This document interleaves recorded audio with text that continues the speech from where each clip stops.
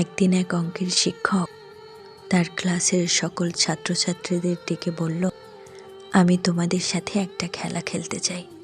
আমি তোমাদের একটা অঙ্ক দিতে চাই। ওই অঙ্কটার যে সঠিক উত্তর দিতে পারবে তাকে আমি এক জোড়া জুতো উপহার দেব। শিক্ষকের এই কথা শুনে ছাত্রছাত্রী ভীষণ খুশি। তারা শিক্ষককে বলল, ঠিক আছে স্যার, আপনি অঙ্ক দিন, আমরা খেলা খেলার জন্য প্রস্তুত আছি।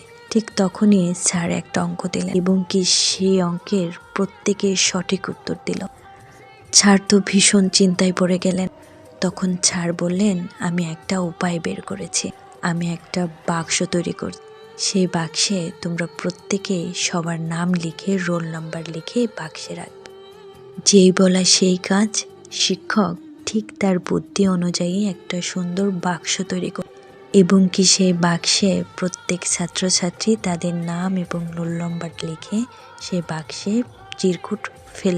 প্রত্যেকটা ছাত্রের নাম এবং রোল নাম্বার সেই বক্সে রাখা। তখন স্যার নির্দিষ্ট একটা ছাত্রকে চোখ বেঁধে সেই বাক্স থেকে একটা চিরকুট উঠাতে বলল।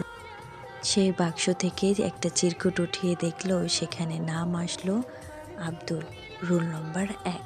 সবাই তো ভীষণ খুশি, সবাই হাততালি দিত। সে আব্দুলও ভীষণ খুশি। পরের দিন সকালে স্যার ক্লাসরুমে ঢুকে এক জোড়া জুতো এবং সবাই খুব ভালোবেসে আব্দুলকে সেই জুতোটা পরিয়ে দেয়। সবাই যখন জুতো পরায়, স্যার তখন কান্নায় ভেঙে পড়ে। তখন ক্লাসের সকল ছাত্রছাত্রী স্যারকে প্রশ্ন করে, আচ্ছা স্যার, আপনি কান্না কেন করছেন? এত সুন্দর একটা দিন। স্যার তখন বলল, আমি যখন চিরকুট খেলার বাক্সটা তৈরি করলাম, পরবর্তীতে সেই চিরকুটের বাক্স আমি ফেলে দেওয়ার সময় দেখলাম সেই চিরকুটে শুধু আব্দুলেরই নাম, রোল নম্বর 1। কারণ আব্দুল প্রত্যেক দিন খালি পায়ে স্কুলে আসত।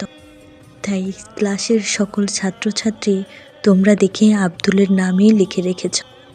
এটা দেখে আমি তখন ওই মুহূর্তে কান্না থামাতে পারিনি।